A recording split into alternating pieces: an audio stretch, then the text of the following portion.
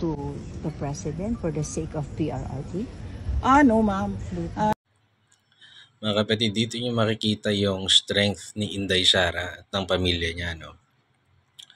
Ako ay very, very impressed sa kanila kasi hindi kaya yan ng pamilya ko na lang, for example. Minsan kasi pag tinignan mo yung issue, ilalagay mo yung sarili mo sa posisyon.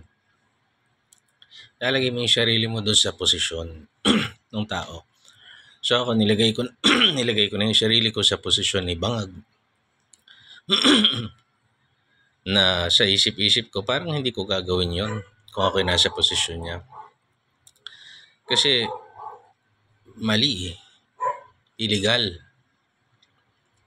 At saka ako siguro, iba yung mindset ko. Kaya siguro wala ako sa posisyon nila kasi yung mindset ko iba. Like for example, kung ako politiko at matatalo ako dahil sa paninira ng mga tao, then so be it. Bakit ako magnanakaw o kung mayaman ako, ba't gagamitin ko para manatili sa posisyon? Magkano lang yung sweldo ng presidente kumpara sa kung mayaman ka talaga? Ibig sabihin, gusto mo ng status o gusto mo ng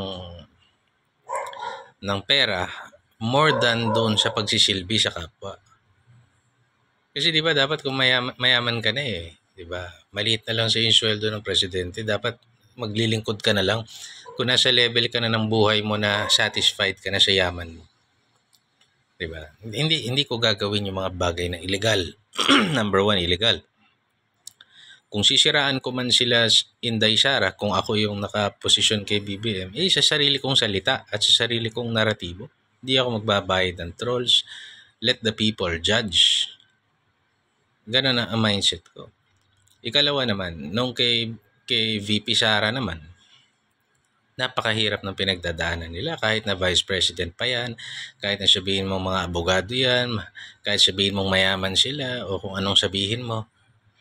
Para sa isang pamilya na pinagkakaisahan ka ng lahat ng institusyon dito sa Pilipinas at ang tanging may bibigay ng mga kababayan mo na sumusuporta sa iyo is moral support. Nagrarally, gumagawa ng content, kahit di mo bayad, nagiging political analyst tulad namin, may sarili kaming opinion o analysis sa mga pangyayari.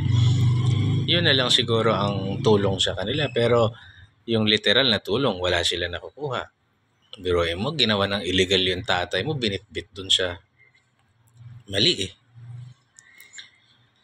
Tapos ang isa pang nakikita ko, itong style ni BBM is gagawang kanya ng perwisyo and then he is daring yun na makipag-usap sa kanya. Wala siyang kalaban. Gagawa ng perwisyo, tapos, usap tayo. Sige, utang na loob mo sa akin to babawiin ko yung tatay mo. Kaya sabi ni Inday Sara, no, hindi. Hindi ko siya kakausapin. Sige, kukunin ko to pero susoli ko Susoli akong konti Style yan ng mga demonyo talaga. Style ng demonyo. God bless.